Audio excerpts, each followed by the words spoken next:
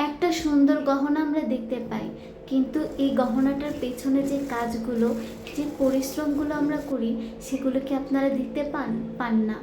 আসুন আজকে আমি আপনাদের সাথে কাজ করতে করতে কিছু কথা বলি। এই যে আমি একটা গহনা বানাবো, এটা হচ্ছে আমার সেই গহনাটার প্রথম পার্ট।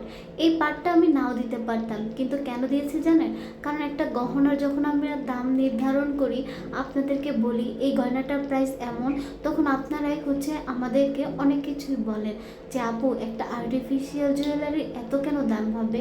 হ্যাঁ, যদি এটা মেশিনের তৈরি হতো তাহলে হয়তো বা দামগুলো অনেকটাই কমে যেত, কিন্তু এই যে দেখুন আমাকে কতগুলো কাজ করতে হচ্ছে।